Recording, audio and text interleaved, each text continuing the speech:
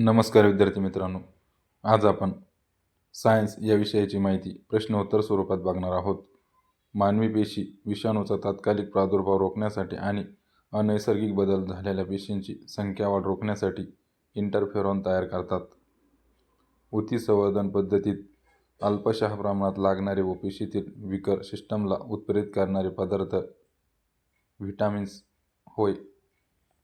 Bread तयार करताना किण्वन प्रक्रियेसाठी सॅक्रोमायसिस सेरेविसी या सूक्ष्मजीवाचा उपयोग करतात. लक्षात घ्या मित्रांनो, ब्रेड तयार करण्यासाठी कोणत्या किण्वनचा उपयोग करतात? सॅक्रोमायसिस सेरेविसी या सूक्ष्मजीवाचा उपयोग केला जातो.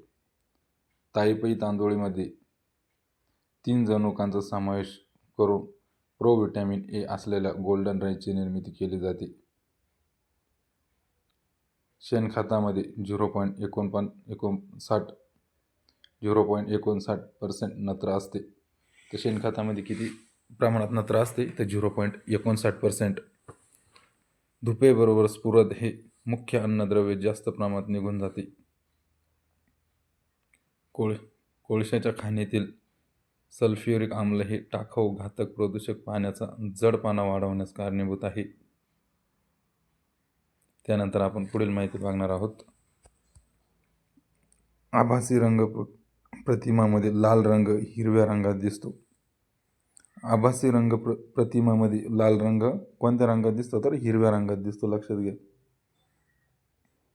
साठवून ठेवलेल्या पाण्यातील शेवाळांची वाढ थांबवण्यासाठी कॉपर सल्फेट या पदार्थाचा मोठ्या प्रमाणावर वापर करतात.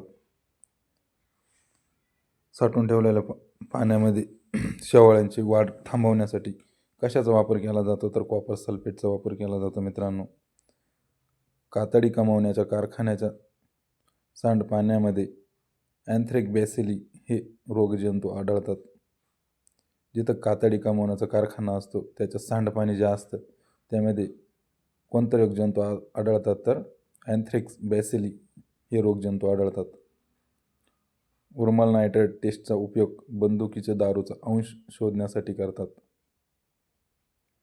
लॉन्ड्रीमध्ये कपडे धुलाईसाठी प्रोटीएज विरंजक वापरतात. कुठलं विरंजक वापरतात? तर प्रोटीएज.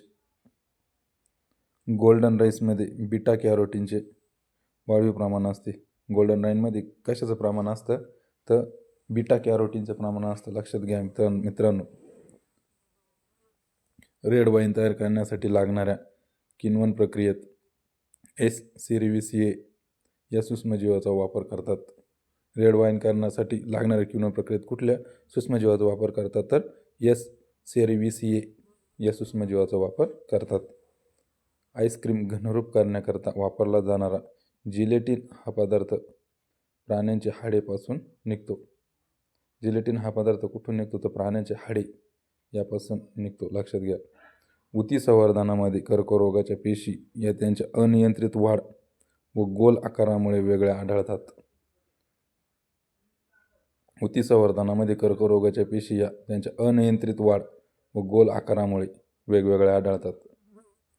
थायमिन हा नायट्रोजन बेस RNA मध्ये नसून तो फक्त DNA मध्येच आढळतो. थायमिन कुठे आढळतो? तर DNA मध्ये आढळतो. लक्षात घ्या. हायड्रोजन सायनाइड हा रसायनापैकी दुय्यम प्रदूषक आहे. दुय्यम प्रदूषक कुठला? तर हायड्रोजन सायनाइड. अगरिक्स, स्पायरुलिक व ईस्ट हे एकपेशीय प्रथिनांचे उदाहरण आहे. आपल्याला प्रश्न विचारला जाईल एकपेशीय उदाहरणं कुठले कुठले? तर अगरिक्स हे, स्पायरुलिक व ईस्ट हे एकपेशीय प्रथिनांचे उदाहरण आहे. लक्षात घ्या. समुद्राची खोली मोजण्याच्या साधनाला फॅथोमीटर असे म्हणतात. त्यानंतर आपण पुढील माहिती बघणार. बहुतेक सूक्ष्मजीव 10°C कमी तापमानास वाढू शकत नाही. कितीपेक्षा? 10°C कमी तापमानास वाढू शकत नाही. प्रथिनांच्या विघटनाला पुयन म्हणजे कुजणे असे म्हणतात. त्यानंतर पुढील माहिती बघणार. हिवताप, हिपॅटायटिस B आणि ब्रुसेलोसिस, सिफिलिस, ट्रॅपिनोसोमायसिस हे सर्व रोग रक्तातून वहन होणारे आहेत. कुठले कुठले रक्तातून होणारे हिवताप आहे, हेपॅटायटिस ब आहे, ब्रुसोलोसिस आहे, सिफिलिस आहे आणि ट्रॅपिनोसोमायसिस आहे. जस्त धातूचे संयुगे प्लास्टिक, रबर व सौंदर्य प्रसाधने तयार करण्यासाठी वापरले जातात. जीवनसत्व ई चा रासायनिक नाव काय आहे? टोकोफेरॉल. जीवनसत्व ईचं रासायनिक नाव काय आहे? टोकोफेरॉल. लक्षात घ्या. मानवी रक्तात 50 ते 60 लाख तांबड्या रक्तपेशी असतात.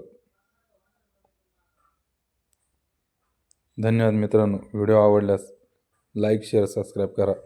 थँक्यू.